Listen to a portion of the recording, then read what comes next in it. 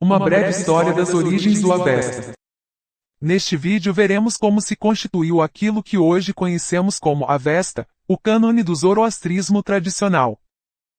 Os arianos, progenitores dos indo-europeus indo-iranianos, que viveram nas estepes do Cáucaso por volta de 4500 a.C., eram grupos de tribos nômades cultural e linguisticamente semelhantes, que migraram das montanhas do Cáucaso para as planícies do que hoje conhecemos como Irã. Eles falavam uma língua que formaria a base de várias línguas asiáticas e europeias, portanto os antropólogos os chamam de indo-europeus. Com o tempo, parte da tribo se mudou para o oeste, habitando a Europa moderna. As tribos restantes se tornaram o que é conhecido como indo-iranianos. Eles praticavam um sistema religioso politeísta venerando uma multidão de divindades e observando uma miríade de rituais. Os indo-iranianos que permaneceram nas estepes do Cáucaso também começaram a se afastar, tornando-se dois povos separados que falavam uma forma variante da língua indo-europeia. Um grupo se mudou para o leste, para o que hoje é a Índia, falando uma forma antiga de sânscrito. O grupo que ficou para trás nas estepes iranianas falava um dialeto chamado Avestan.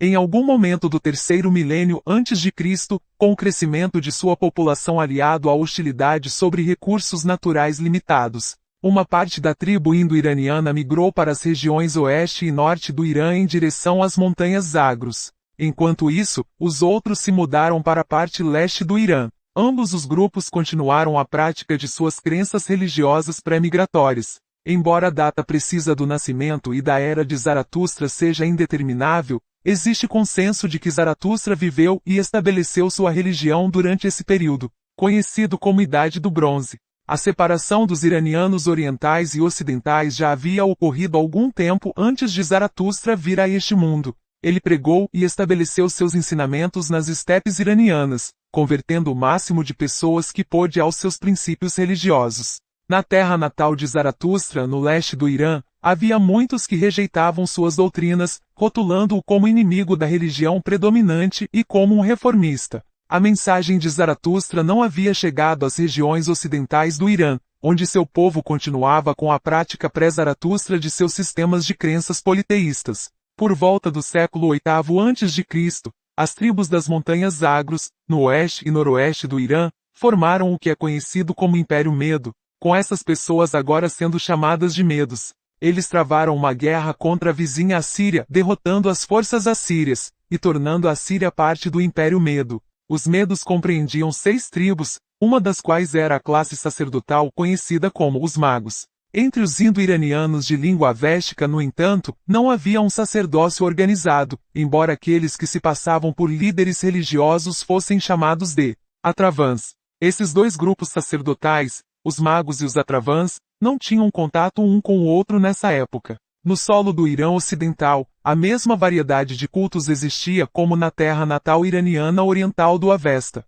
No entanto, no Irã Ocidental, sabe-se que apenas um sacerdócio estava em atividade, ou seja, os magos. Devemos ter em mente que os Medos eram originalmente indo-iranianos que tinham se deslocado para o oeste, se estabelecendo através das montanhas Zagros, praticando a religião politeísta pré-Zaratustra Mazda Yazni de seus irmãos indo-iranianos. O sistema religioso dos magos era tão enraizado em suas próprias tradições e formas de adoração que os ensinamentos de Zaratustra e os esforços de proselitismo por missionários zoroastrianos foram resistidos pelos Medos. Mas a dinastia do Império Medo teve vida curta, durando de 700 até cerca de 550 a.C. Em 550 a.C., Ciro, o Grande, derrotou o último rei Medo, chamado Astíages, estabelecendo a fundação do Império Aquemênida. A animosidade entre os Medos, que agora eram parte da Pérsia, e os próprios persas durou algum tempo. No devido tempo, os dois grupos se reconciliaram com os magos, agora ganhando o controle dos assuntos religiosos. Os Medos transformaram sua derrota no campo de batalha em vitória mágica no campo espiritual. Os magos se tornaram os chefes sacerdotais dos persas. Todas as atividades religiosas eram agora conduzidas no Irã sob os auspícios dos magos. Os magos, que já foram indo-iranianos como os persas alguns séculos antes, entraram em contato, mais uma vez, com os seguidores persas de Zaratustra, após sua derrota pelos Aquemênidas. Assim, os magos aproveitaram essa oportunidade para se infiltrar no sistema religioso persa ao longo do tempo. Não tendo um profeta próprio, com essa manobra, os magos declararam Zaratustra como seu profeta por volta do século IV a.C.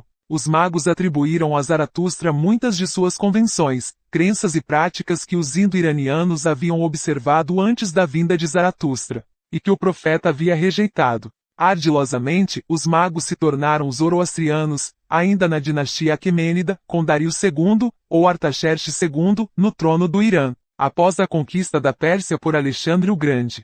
Os magos usurparam a autoridade religiosa dos Atravãs que praticavam e pregavam a religião zoroastriana mais ou menos de acordo com os ensinamentos de Zaratustra. Com o colapso do Império Aquemênida, a unidade dos povos iranianos e a posição privilegiada da fé zoroastriana foram destruídas.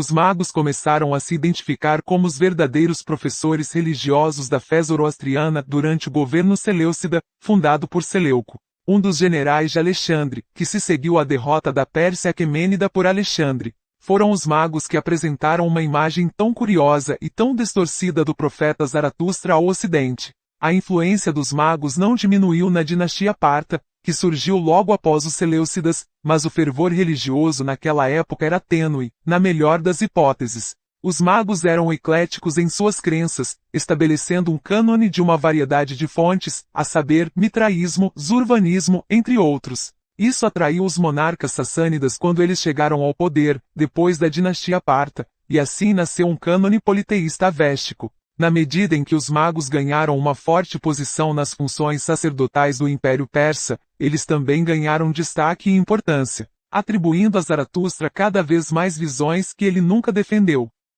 A maneira mais eficaz de instituir essas doutrinas inventadas era criar uma teologia e dar-lhe peso dizendo que ela emanava de Zaratustra. Em sua conivência, os magos atribuíram a Zaratustra as mesmas visões que ele havia condenado. E para evitar cair em desgraça com os leigos da época, os magos tiveram que mostrar para a população que tinham algum conhecimento dos ensinamentos de Zaratustra, e então se voltaram para a fonte mais importante, ou seja, os gatas. Assim, depois que os magos se estabeleceram como os porta-vozes e sacerdotes da religião masdaiasniana, eles confirmaram o retorno ao ritualismo sacerdotal e ao politeísmo que parece ter se instalado logo após a morte de Zaratustra. Os magos reintroduziram nas doutrinas de Zaratustra os hinos denominados Iashites, e outros versos dedicados às divindades pré-Zaratustra, muitas das quais o próprio Zaratustra havia rejeitado. Esse foi o começo do que conhecemos como Avesta Jovem ou Avesta Tardio, as divindades a quem os iranianos pré-zoroastrianos prestavam homenagem, e todas as quais eram notáveis por sua ausência nos gatas de Zaratustra, agora permeavam toda a religião avéstica. Os magos também reintroduziram no cânone avéstico alguns hinos ou iashites que eles cantavam como indo-iranianos antes de sua migração para o oeste e antes da chegada de Zaratustra. Assim, os magos capitalizaram a incapacidade das massas, com poucas exceções, de compreender a sabedoria de Zaratustra, revivendo as divindades pré-Zaratustra, como Mitra e muitas outras, introduzindo rituais e sacrifícios que Zaratustra condenava. Devemos notar que os iashites, tanto os antigos quanto os novos, foram comunicados oralmente durante as dinastias Aquemênida e Parta, e somente na era da dinastia Sassânida esses hinos foram escritos, compondo o corpus do Avesta. Muitas foram as distorções insidiosas dos ensinamentos de Zaratustra realizadas pelos magos. Por exemplo, nos textos avésticos mais novos, o sublime monoteísmo dos gatas é estranhamente contaminado com o que foi chamado de politeísmo pagão.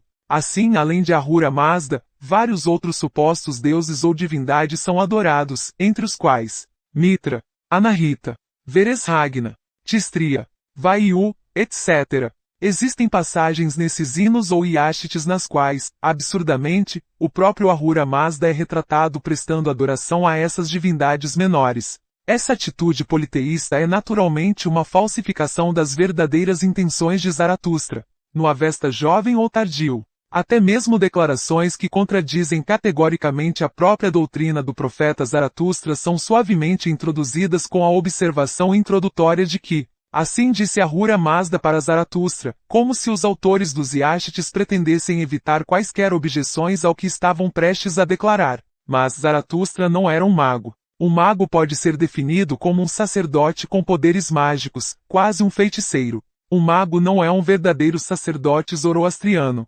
Um sacerdote zoroastriano convicto observa apenas os ensinamentos imaculados de Zaratustra. Zaratustra era persa, não medo, e portanto não era da tribo dos magos. É um erro grosseiro que a literatura grega sobre Zaratustra descreva o profeta como sendo um mago. Esse erro se deve ao fato de que a fé dos magos, mascarada como a religião original de Zaratustra, dominava o Império Aquemênida. Quando os gregos entraram em contato com os persas nessa época, sua única experiência da religião zoroastriana foi aquela praticada sob a influência dos magos. Portanto, não surpreende que os gregos aceitassem as crenças dos magos como a verdadeira fé zoroastriana. Entre as crenças dos magos havia uma reverência estrita pelos elementos naturais com uma ênfase exagerada em manter a terra imaculada. Foram os magos que introduziram a prática de corpos sendo expostos a pássaros necrófagos.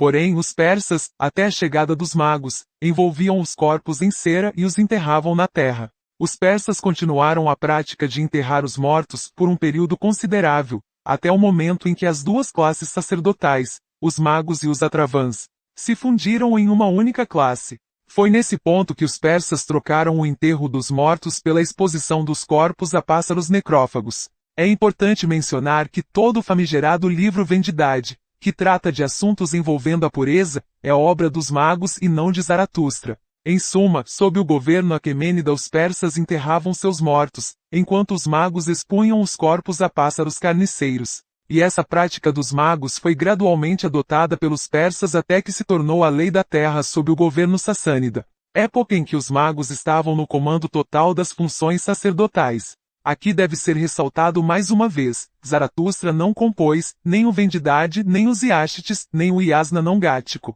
Nesse sentido, aquilo que ficou conhecido como o antigo Avesta gático, é constituído pelos gatas, juntamente com o Yasna Raptanhait, o Aruna Vairia, o Ashenvohu, o Yenghe Ratan, e o Airiema Ishiou, compostos na mesma língua dos gatas. E com exceção das referências aos Amesha Spentas, não o termo, mas os atributos de Ahura Mazda que aparecem nos gatas. Não existe menção das divindades chamadas Yasatas ou dos Iashites nos gatas de Zaratustra, nem nos demais textos gáticos. Os únicos nomes de supostos Yasatas que aparecem em alguns versos dos gatas seriam Seraosha, Ashi, e Atar. No entanto, Ashi, Atar e Seraosha não são reverenciados nem adorados nem retratados como divindades nos hinos de Zaratustra. Ashi é um termo referido nos gatas como recompensa material e espiritual pela retidão. Atar, que significa fogo, é simbolizado como a verdade, através da qual Ahura Mazda concederá felicidade aos justos e punição aos perversos. Seraosha, embora considerado um Yasata, é na verdade um atributo personificado que simboliza a obediência às leis universais de Ahura Mazda, tal como Zaratustra apresentou nos gatas. O indivíduo, devoto, deve estar atento, ou seja, obediente, aos ensinamentos de Ahura Mazda para ter uma conduta justa nos assuntos da vida. Assim, Seraosha é um símbolo da atitude mental de alguém para combater o mal no mundo. Seraosha não é nem anjo nem arcanjo, mas sim um aspecto de Ahura Mazda. Todavia, os magos estavam ensinando uma versão distorcida das doutrinas zoroastrianas que se enraizaram firmemente na dinastia sassânida e que sobreviveram até hoje. As divindades veneradas nos dias pré-Zaratustra agora se tornaram parte dos textos avésticos. Isso significa que a reforma da fé politeísta realizada por Zaratustra não durou muito tempo depois de sua morte. Excluindo os gatas e os outros textos gáticos mencionados anteriormente, todo o corpus litúrgico existente constitui o Avesta jovem ou tardio. Assim, práticas e divindades que Zaratustra rejeitou ressurgiram gradualmente na religião zoroastriana. E isso foi intensificado quando os magos se tornaram parte do povo persa durante e após a Era Aquemênida. Entre outras práticas que os magos introduziram estavam a interpretação de sonhos, a astrologia e até mesmo a magia. A própria origem da palavra magia surge dessa classe de sacerdotes, os magos.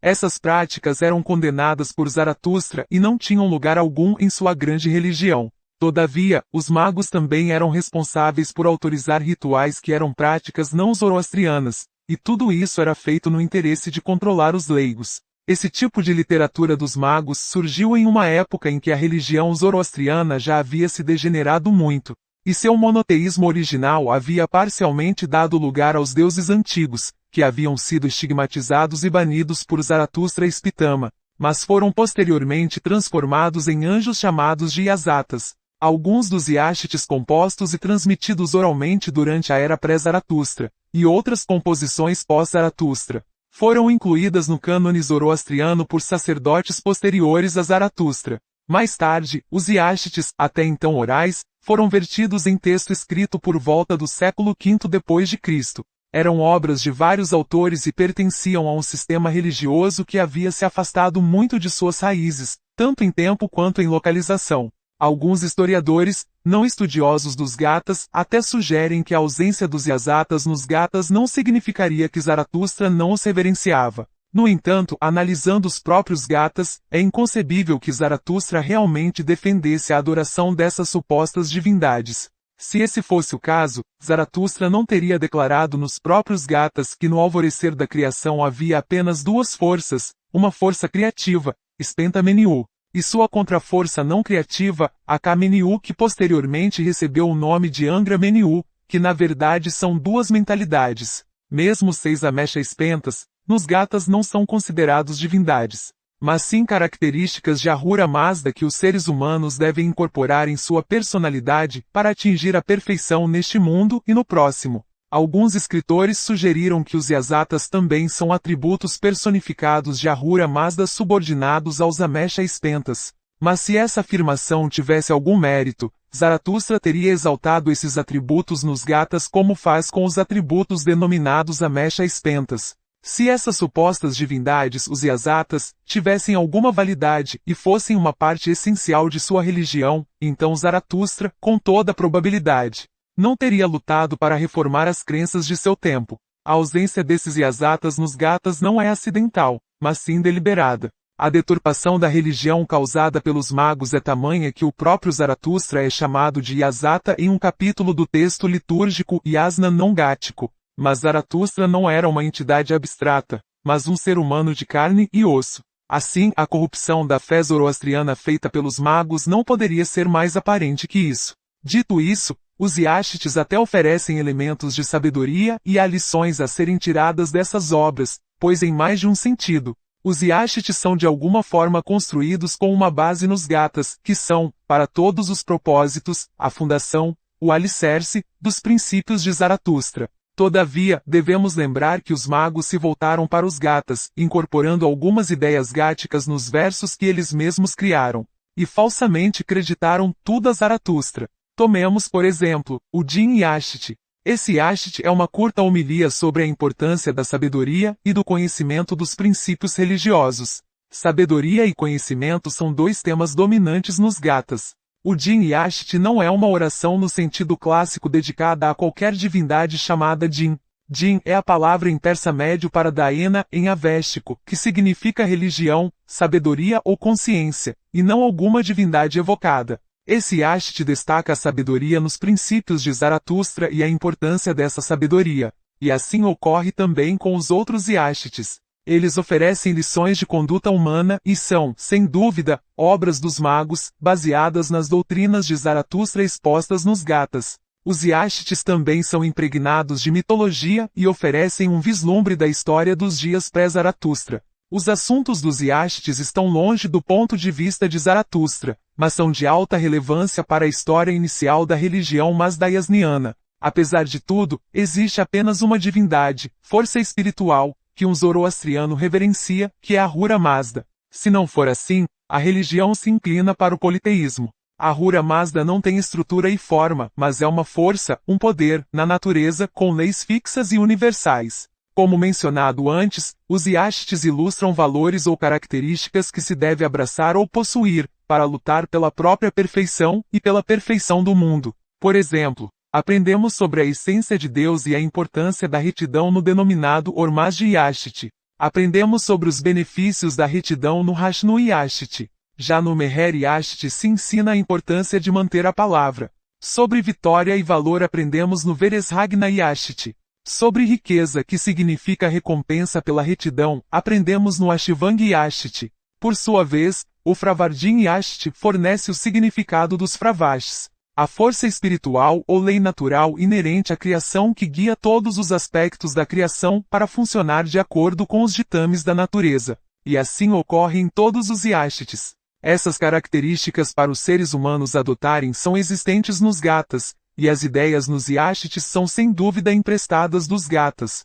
Todavia, essas características descritas nos Yashtits perdem seu propósito e significado quando o simbolismo, tomado literalmente, se transforma em crença rígida, e os atributos de Deus se tornam entidades físicas, antropomórficas, ou divindades para venerar sob o nome de Yazatas. De qualquer forma, os Yashtits não são ensinamentos ou doutrinas de Zaratustra, mas foram desenvolvidos por homens que se converteram à fé zoroastriana, e estabeleceram sua autoridade religiosa, e então atribuíram, erroneamente para não dizer, falsamente, suas próprias crenças ao profeta Zaratustra. Assim devemos usar a sabedoria ou o intelecto dado a nós por Ahura Mazda, devemos usar nosso Vahumana a fim de reconhecer o que é certo ou errado. Não devemos ignorar a história nem tentar reescrevê-la para se conformar aos nossos próprios preconceitos e pontos de vista. Nesse sentido, uma mente lógica deve estar convencida pelo mais forte raciocínio de que a religião deve ser, necessariamente, mais racional do que qualquer outra coisa, e que consagrar o ininteligível é uma blasfêmia contra o Criador. Muitos zoroastrianos, mesmo hoje, parecem seguir um sistema religioso não dado por Zaratustra, mas pelos magos que rejeitaram os ensinamentos originais de Zaratustra, corrompendo tais ensinamentos com sua própria ideologia mal concebida. Enfim, os magos diluíram e poluíram a nobreza e a beleza teológica da religião de Zaratustra. Por isso, devemos retornar aos Gathas, e praticar a grande religião zoroastriana em nosso dia a dia, tal como pretendia Zaratustra, e não como queremos que a religião seja, a fim de justificar preconceitos e desejos pessoais.